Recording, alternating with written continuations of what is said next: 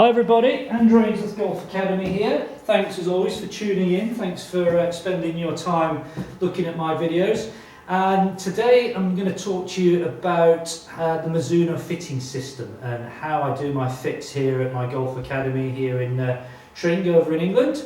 So wherever you're watching in the world, welcome, and I hope you find this video informative on what I do. So I'm a Mizuno fitter, I'm also a ping fitter, and I find both of those brands produce fantastic clubs. So I've just recently treated myself to a new set of irons, which are sitting in the bag here, and I bought myself a brand new set of MP-25 irons, which I must say, absolutely fallen in love with these clubs. They're beautiful. I have been using a set of I-25s.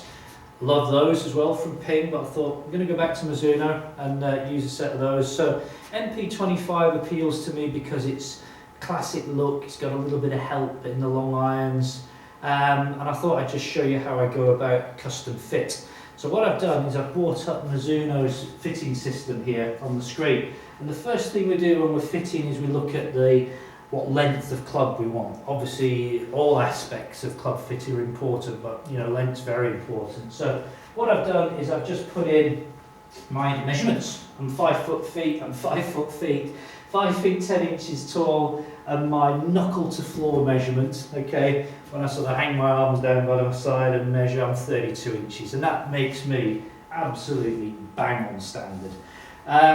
It's not just about height when you're looking at length of clubs. I've had some people in here who were very tall. I had a guy once, I remember it, he was 6'4", okay, but he had incredibly long arms, and he actually came out pretty much on standard. Consequently, I've had people 6'1", who come out at sort of plus half an inch. It's uncommon, you know, you do get the odd person who comes out at 3/4 of an inch. Very unusual to get somebody plus an inch, but it does happen. But the whole point with custom fitting is getting the clubs to suit you. So that's length, okay? So I'm standard length. Let's go on to the next screen. This is one of the more interesting bits. What we're using here is Mizuno's Swing DNA system, and it's called the Shaft Optimizer. And basically what we've got, think of this as like an onboard computer bolted onto the shaft. And what you can do is you can take your chosen head, and obviously I was interested in the MP-25, and you can fit that onto the shaft. Now, what you do is you hit 3 shots. You warm up a little bit first, so you're not going from cold, and then you get the customer to hit 3 shots. Now, what this will do is it will register 5 bits of information.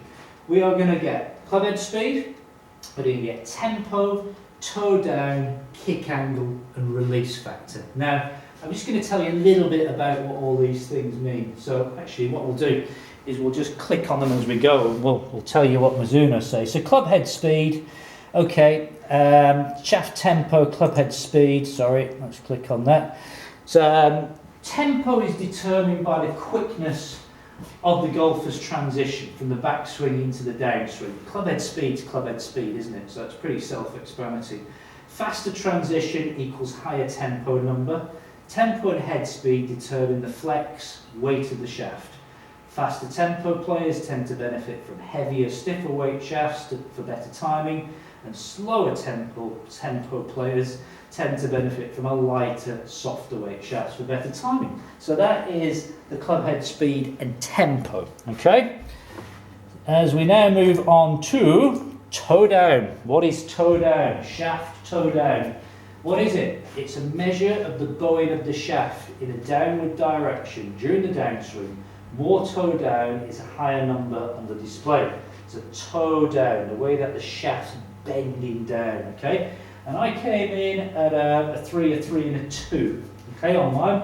My tempo was 7, and my club speed was averaging out, I think around about 83, 84 miles an hour. Let's have a little look. 84 miles an hour club speed, my tempo was 7, my toe down was 3. Kick angle, what are we talking about? What is it?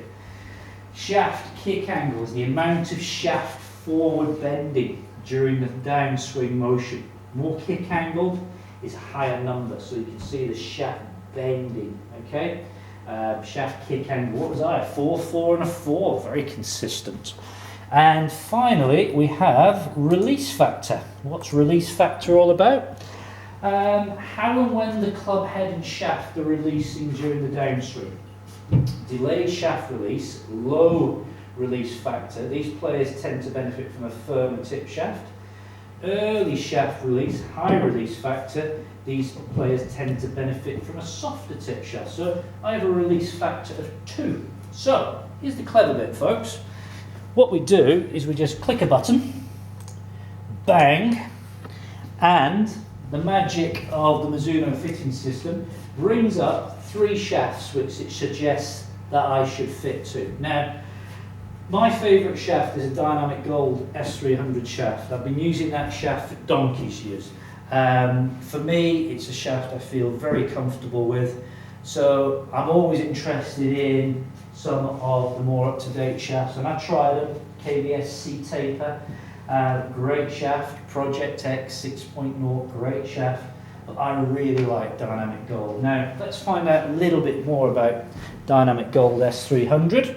It's a 130 gram shaft. The ball flight is low, okay, so different shafts will give you different trajectories. That depends a little bit on where the shaft's bending from, where it's kicking from. In theory, I'm a low ball hitter anyway. I don't tend to launch the ball very high, so I should be using, I guess, a shaft which does launch the ball a bit higher, but I'm pretty comfortable with my ball flight. It's always been on the slight low side, and I'm kind of happy with that. So Dynamic Gold shafts fitted in here for me, they just feel like old friends. I know where I am with them, I love the feel of them, I like the heavier weight shaft, but it's all personal, and this is the whole thing about going through a fitting. Get the clubs to suit you. So far we know that MP-25 head is the head I want.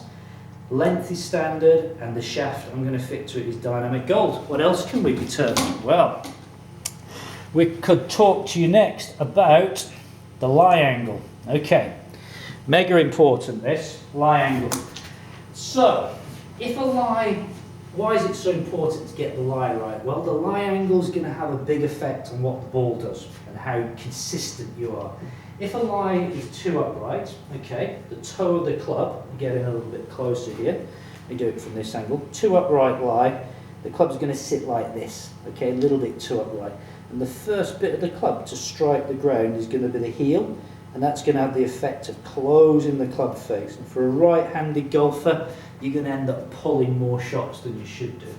Consequently, if the lie is too flat, okay, so the lie angle sitting like that, toe digging into the ground, we hit the turf, the mat, club face opens, you end up blocking, pushing shots to the right.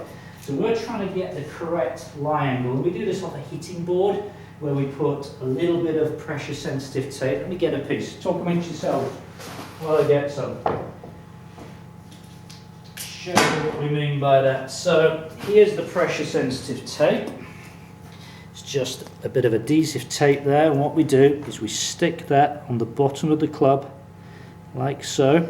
Okay, there we have it. And what we do is we use a hitting board. Get you the hitting board.